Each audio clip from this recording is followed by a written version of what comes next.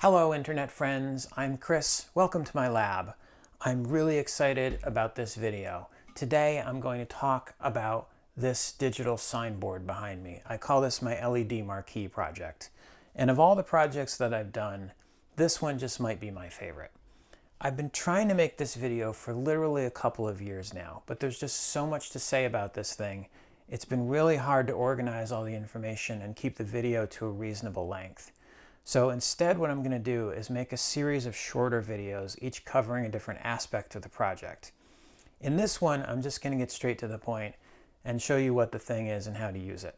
And then if you're interested in how I designed it, built it, installed it, if you want to deep dive into the code, I will follow up with separate parts that you can watch if that appeals to you. And speaking of other videos that might appeal to you, this is the part where I remind you how motivating it is to have those likes and comments and subscriptions. It's really awkward to stand here and talk into a lens, and so it really makes a difference when I hear back from people. Even if it's in the form of the numbers going up, at least I know somebody's interested. I also want to address a minor technical issue here with trying to make a video like this. I have behind me a clock and a scrolling text. Anytime I have to make an edit in this video, the time's going to jump, the text is going to change. It's just the nature of the thing. I'm not going to be able to do this in one take, so I apologize for, when I do flub something and I have to retake it and everything jumps around. It's just the way it's going to be, but I'll do my best to try to be coherent anyway. As promised though, let's go ahead and talk about this thing. So what I have up there is basically just an extremely ultra-wide display. It's 384 pixels wide by 8 high.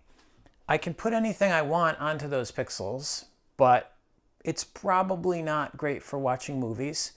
The dot pitch is absolutely terrible, and I don't think there's anything that's filmed in a 48:1 aspect ratio. But what it is good for is displaying text. That's why I built it. I've always loved those scrolling signs. They used to be really expensive, and you'd see them on the outside of a building in Times Square, or maybe there'd be a small one in the high school cafeteria displaying the announcements of the day or something like that.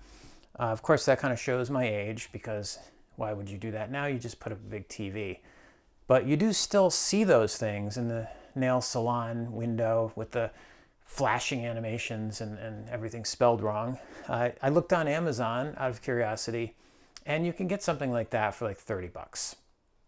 So I guess now that we're all surrounded with displays of all kinds and RGB LEDs everywhere and just unlimited technology, this is probably not as impressive to a 9-year-old as it would have been to me. But I can't help it. When I look at this, my inner 9-year-old's mind is blown. This is exactly the kind of cool thing I wanted to be able to build when I grow up, and that's what I did. So we've now created this, essentially a canvas, right? It's 3072 addressable RGB pixels. What I want to cover in the remainder of this video is the features of the software that I wrote to run this thing.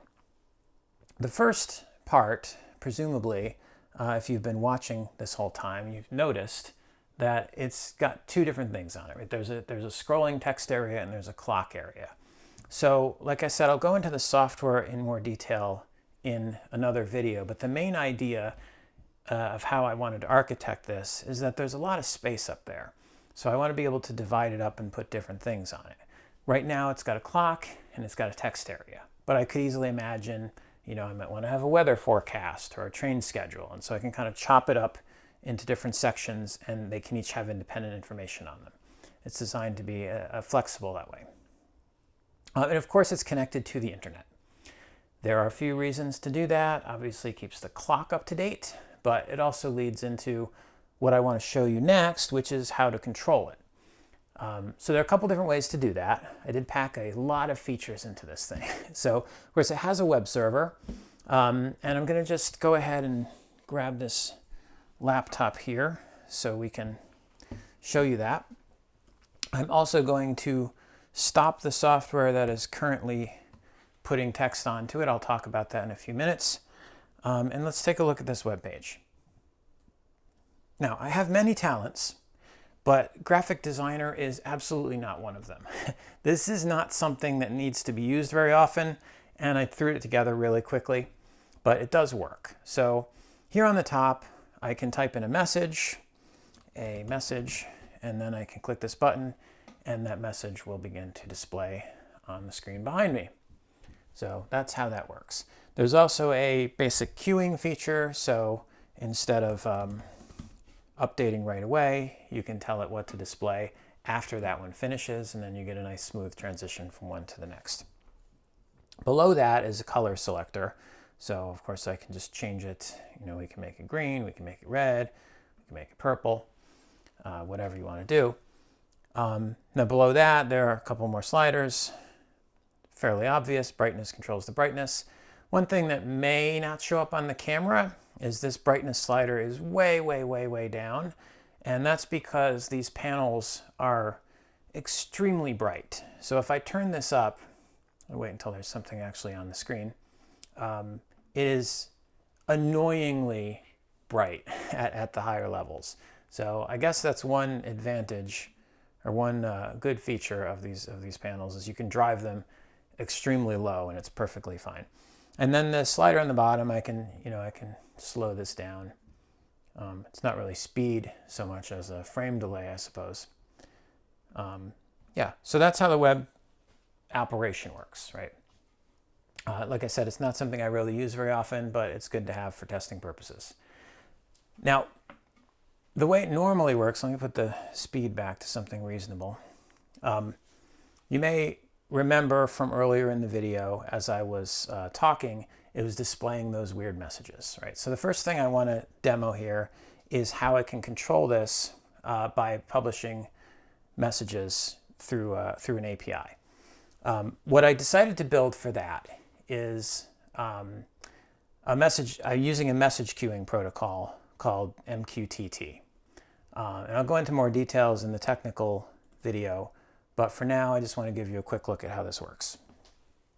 I'm using an application here on my computer called MQTT Explorer, and this will let us see and publish messages to the message queue. So what I want to demo first is that I can update the display by publishing a message to a topic. So there's a topic here, which is marquee 01/text, and I can put something in here. So let's say I want to display hello internet friends, and I publish this. And now what will happen is, after it finishes displaying the current message, the next one it will show should say the text I put in here. So this is an interface to be able to queue up the next message. And of course there are similar topics I could publish to if I wanted to change the brightness and the speed and all those kinds of things. So the idea here is that now I can write a program which publishes to this MQTT topic, and that controls what's displayed on the marquee. And that way, if I ever want to change the content, I just need to update my Python script or whatever it is, and I don't need to reprogram the electronics that run the display. There's one thing missing here, of course, which is if you were to think about how you would write such a program, how does it know when it's time to show a new message? Well, that's pretty straightforward. If you watch really closely on the screen where it says ready, well, it just flashed there. We'll see it. We'll catch it the next time, perhaps. The marquee itself publishes a message to this topic to say, hey, I'm done. Give me something new. So you'll see when this hits the end, very quickly, this ready will change from false to true, and then it'll change back to false, because after it doesn't get a message for half a second, it gives up waiting and scrolls the previous message again. But that's essentially a trigger where if I were to write a program that wants to display something, it just waits to see when that ready message comes in, then it can queue up the next message, feed it new material. So that's basically how that works, and we'll talk about it in more detail in the code thing. So now I can restart the script that was running before. This is called literary clock. I found this idea on the internet. It seems to have started in 2011 when the British newspaper The Guardian asked their readers to send in book quotes for each minute of the day. So for example, if the for the time 12:30. There might be a book somewhere where one character mentions 12:30, or maybe they say 12:30 or 30 minutes to 1, or shortly after lunchtime or whatever. Some variant of mentioning that time 12:30. And so they collected all these different literature quotes, and there's sort of a database where you can look up for any given minute of the day a quote from a piece of literature that mentions that minute. So there was the one that just scrolled by for 3:42, and I guess we'll get 3:42 again because it was a short enough one that it finished within the minute. So the idea here is that I'm using this in order to be able to have something interesting on the screen. Some of them are really, really long. Some of them are shorter. Some of them have naughty words in them that I might have to blur out. It just depends on whether I get lucky here based on the time that I'm recording this video, if there's anything interesting that scrolls behind me. So that's how that works. And that's feature number, I'm not counting, so I have no idea. But while we're on the subject of MQTT, I do want to talk about one other thing, which is Home Assistant integration. If you don't know, Home Assistant is an extremely popular open source application for controlling and automating all the things in your house. I use it a lot. All the lights in this room, for example, are integrated with Home Assistant. I have the ceiling lights, I have desk and workbench lights, I have all these different accent lights. There's ones here underneath these drawers. They use all kinds of different protocols, Zigbee, Z-Wave, Wi-Fi, different makes and models, but Home Assistant kind of unifies them and lets you operate them together, turn all the lights on and off with one button. Very convenient. But when I put this thing up, it occurred to me that it would be kind of weird to turn the lights off in this room and then have this thing blasting away all night. So I went ahead and added Home Assistant support. And now my marquee shows up as a device in Home Assistant. So let me show you how that works here. There we go. So this is the marquee in Home Assistant, and like this, I can control the brightness like I could in the other thing. I can change the color with the color wheel here. Basically, it acts like a smart light bulb. I can also, though, turn it off and on. So I just want to turn this brightness down a little bit because it was too high. Yeah, so I can turn it off. I can turn it on. Still too bright. There we go. Yeah, so now I have the ability to turn it off through Home Assistant, and that means that I can also set up the scene that I use to turn the rest of the basement lights on and off and include this device in it. So I will just demo that with this convenient remote control so I don't have to walk across the room and press the button. If I switch the lights off in the room, the marquee goes off with them.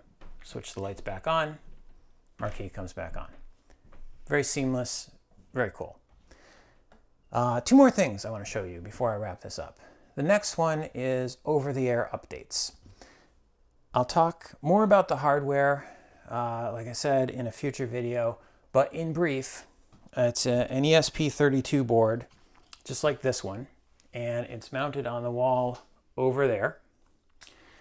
Now, when I was developing this thing, I had to update the software quite frequently. Every time I make a change, I want to test something, I need to flash the code.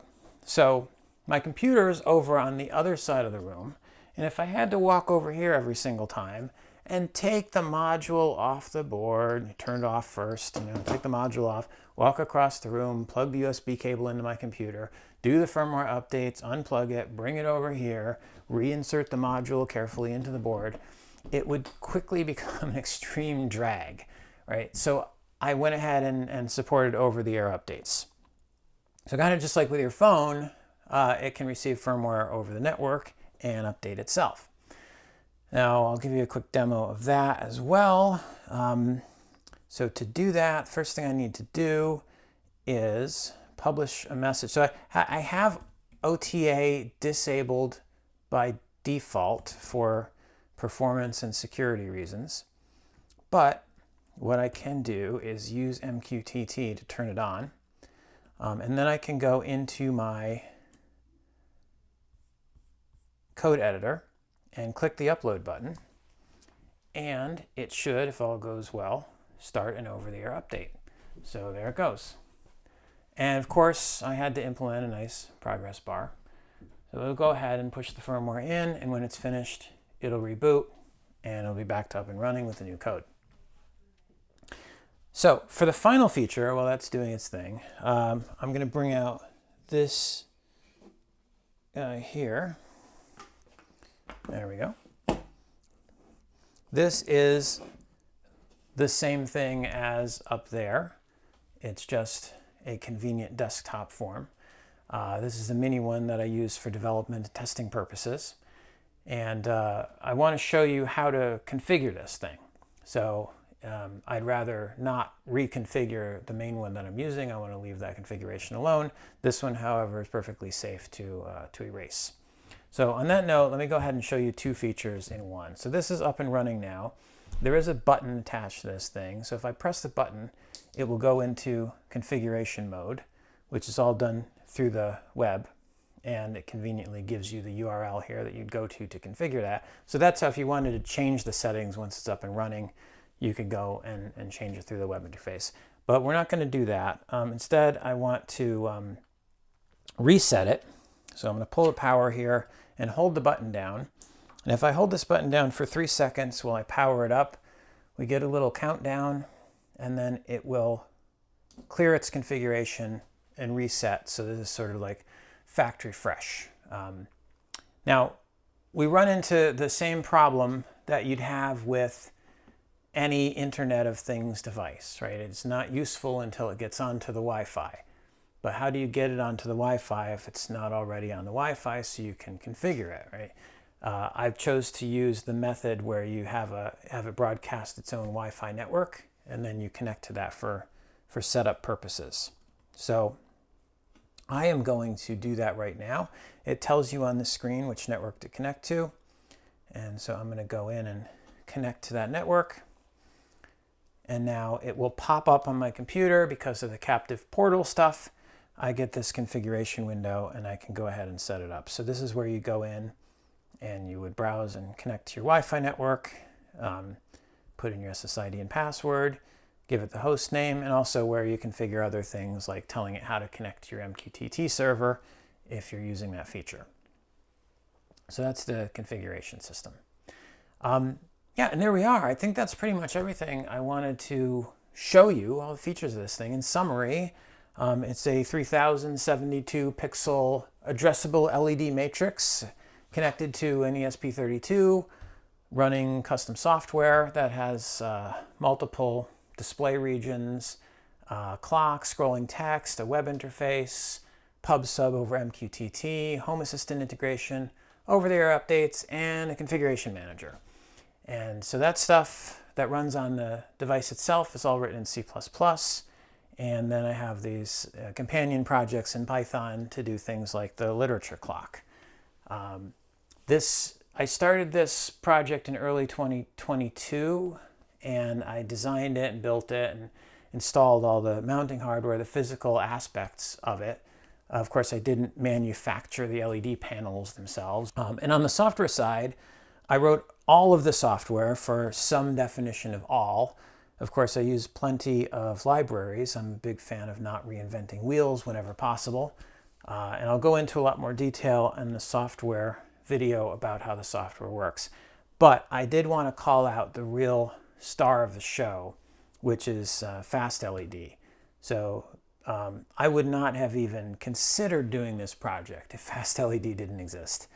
The panels that I'm using for this use the very finicky and timing sensitive WS2812 protocol, and FastLED does all of the tricky stuff to take my frame buffer and turn it into 3 parallel streams of data, and it uses a bunch of clever low-level hardware stuff that I don't even have to think about. I just call the show function and it's done. So kudos to FastLED for making stuff like this possible. You can find all of this code on github.com/masto. Links also in the video description.